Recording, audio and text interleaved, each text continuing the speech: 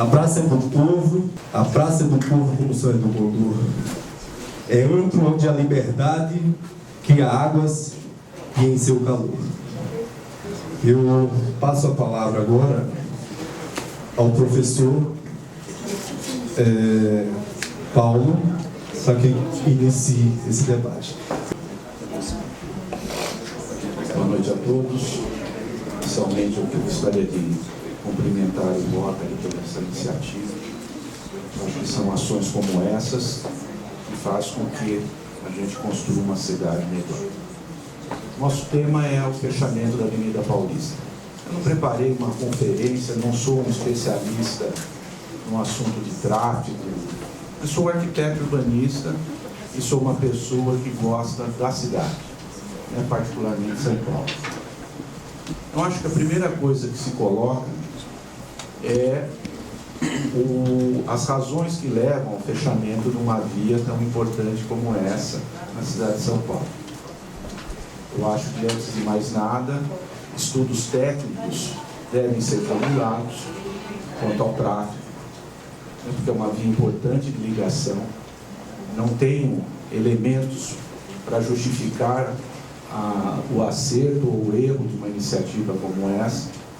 Tenho dúvidas se as artérias laterais da Avenida Paulista, Alameda Santos, São Carlos do Pinhal, são suficientes para atender uma demanda de fechamento da Avenida Paulista, seja por que período for. Então, acho que aí temos especialistas aqui na mesa que poderão nos trazer subsídios mais específicos nesse tocante. Nós temos questões como os moradores, né? É uma artéria que é onde tem essa vitalidade que nos chama a atenção da Avenida Paulista. Ela é consequência natural dessa diversidade de usos que ela abriga: comércio, serviços, moradias, etc. E me preocupa particularmente com o fechamento da via, principalmente em relação aos moradores. É uma coisa impossível de ser realizada? Não, não é. Mas eu acho que os moradores devem ser ouvidos. Nós temos experiências em diversas partes do mundo, cidades, eu particularmente conheço, tanto a Itália quanto Portugal, que tem um forte predomínio de cidades históricas, né, e a vitalidade desses centros históricos são os moradores. E você tem os acessos permitidos a esses moradores, controlados, ou por catracas, ou por balizadores hidráulicos, com muito bom desenho, que acaba agregando ainda um valor maior ao espaço urbano. Existem cidades históricas que você não tem, pela sua idade, condições de abrigar o veículo. Mas existem bolsões específicos construídos dentro do centro histórico para que os moradores desses centros possam deixar seus veículos, e o trânsito é vedado aos demais veículos que não fazem parte desse território. Acho que soluções existem, né? Cabe a procura da solução mais ideal.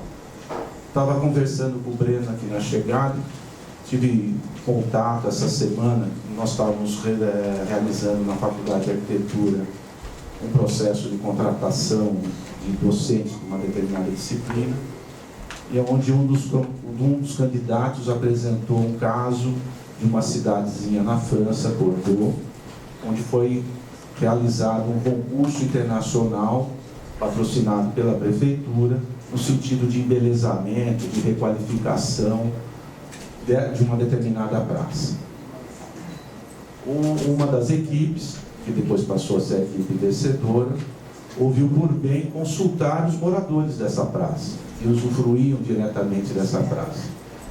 E a surpresa dos arquitetos, que os moradores chegaram e falaram: não precisa fazer nada, nós gostamos da praça como ela está. E a proposta desses arquitetos, que acabaram vencendo o concurso, foi pintar o poste, trocar a iluminação, fazer uma poda adequada das árvores, trocar o cascalho do piso da praça, coisas extremamente comezinhas. Então, acho que nem sempre a solução está na coisa monumental, na coisa complicada. Acho que, como diria Oscar Niemeyer, né, Deus está nos detalhes, não está na complexidade. Temos que levar em consideração, como se trata de uma artéria importante, fundamental, diria, na malha urbana da cidade de São Paulo, a presença dos hospitais. Daí voltamos novamente à minha primeira colocação. Esse sistema alternativo que poderia ser a Alameda Santos e a São Carlos de Pinhal é suficiente? Numa determinada emergência, ela vai conseguir dar essa vazão? Eu acho que são questões que nós temos que levantar. Eles já usam. Eles já usam. Essa é uma questão que a gente tem que levar em consideração. Uma outra coisa que eu traria aqui para nós refletirmos, que a ocupação dos espaços públicos, das vias públicas, não pode significar, sob hipótese alguma, a supressão de investimentos em parques e praças, em áreas adequadas ao uso, à atividade do lazer. Por outro lado, vejo como arquiteto urbanista o pedido de pertencimento à cidade, no momento que a gente se apropria ela.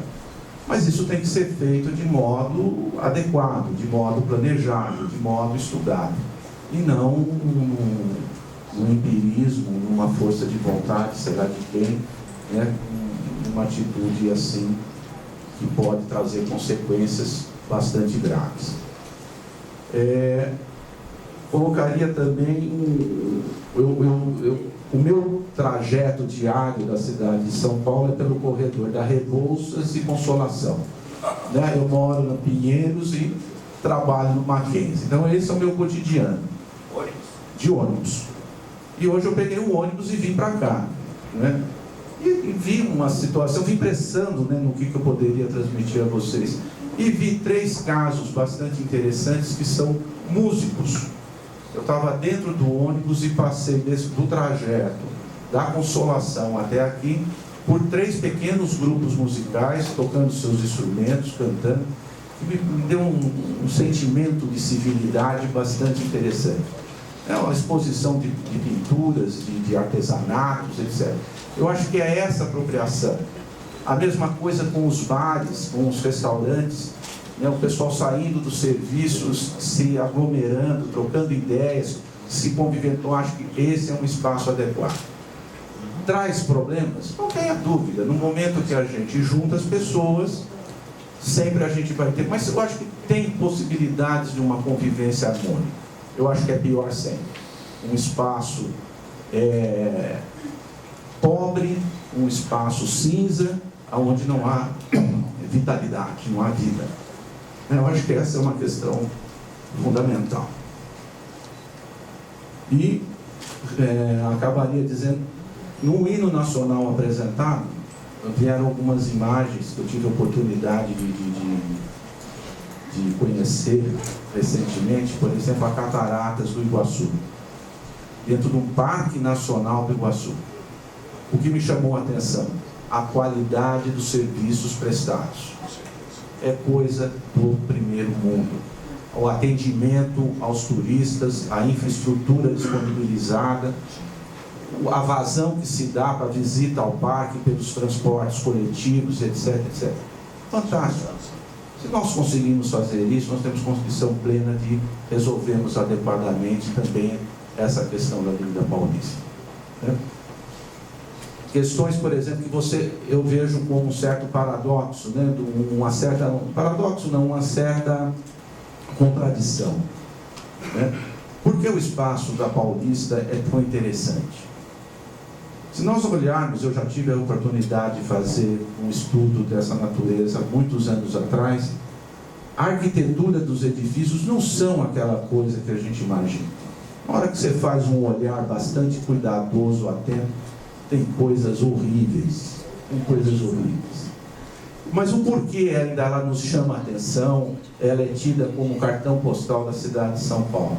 Pela qualidade do espaço urbanístico, pela largura das vias e principalmente pela largura do passeio público, das calçadas. Porque ela cria o distanciamento adequado do usuário, do pedestre, do tráfego intenso que percorre o leito carroçado. Aonde que está a contradição? que esses bares, esses restaurantes estão jogando o público para a beirada da calçada, né? Ao lado do ônibus. Fica nessa contradição que eu falo. Então, a gente está aprendendo ainda a utilizar adequadamente esses espaços. Tá bom? Obrigado, gente.